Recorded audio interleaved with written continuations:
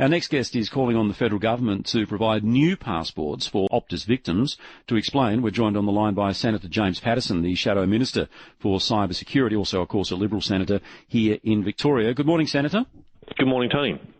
Well, I'll tell you what, I'm not entirely sure where to start. We know that the state government came out last night and said, yes, they're going to replace licences for free, but they'll be sending a bill, of course, over to Optus. So what system do you want to actually transpire here for passport renewals?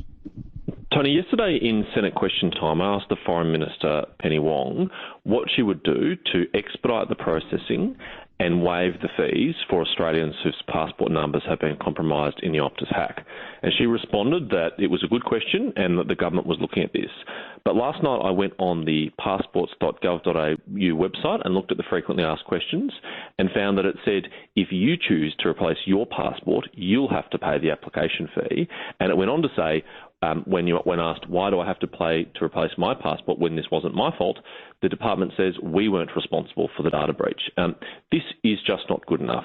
These people have been victims already. They shouldn't have to pay nearly $200 to cancel and get a new passport, and they shouldn't have to wait months to get it either. Now, I'd be very happy for the federal government to send the bill to Optus too. I think Optus should pay, but the federal government needs to get organised in the same way that the Victorian government has, the New South Wales government has, the Queensland government has. Why hasn't the federal government done the same?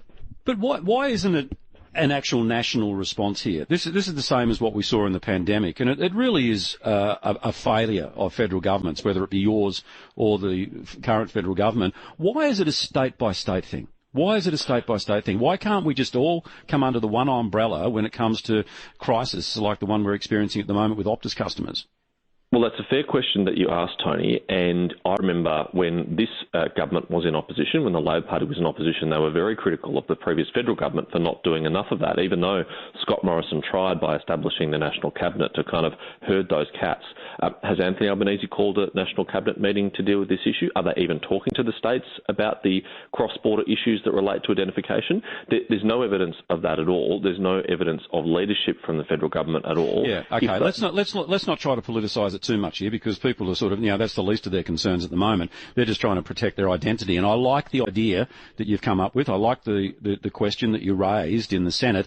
But how are we going to make it happen? I mean, what was that response that you mentioned before from the department, just sort of saying, hey, it's not our problem? So if you go to the frequently asked questions section of the passports.gov.au website, it has a special section on the Optus data breach. It tells you that if you choose to replace your passport, you'll have to pay.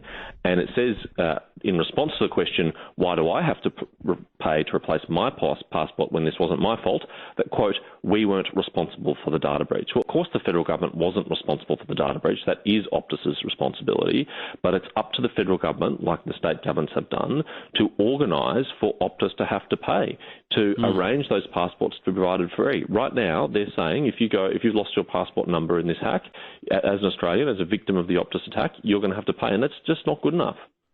The other problem, I guess, James, is that there are so many people, and I mean, Neil's inbox, the nmitchell at 3w.com.au, is in overload at the moment with people saying, hey, I applied for a new passport back in June and I'm still waiting. We've spoken to people who've lost thousands of dollars because their passports didn't come back in time.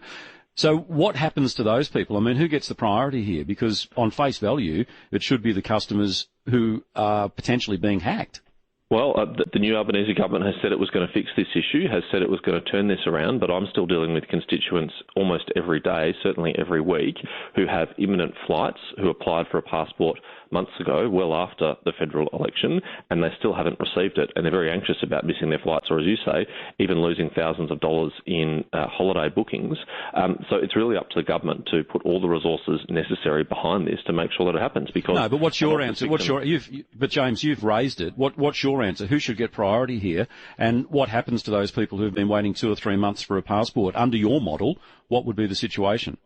Well, anyone who has to travel imminently must be the priority, because they're the person who's going to not be able to travel if they don't have a passport, and the government needs to have an effective triage system to make sure those people are prioritised, whether they've been waiting for months because they applied months ago to travel, or whether they're an Optus victim. Anyone who's travelling imminently should be the priority. Okay, well, it's as I say, it's something that needs to be done. It's certainly happening with driver's licences around the country, most of the country anyway, so hopefully the Passport Office can fall into line. And I mean, no one's asking the federal government to foot the bill. At the end of the day, it all comes back to Optus. So good luck with it, and let's stay in touch. Thanks, Tony. Cheers. All right, thank you, Senator James Paterson, joining us there, the Shadow Minister for Cybersecurity. How do you feel about that? I mean,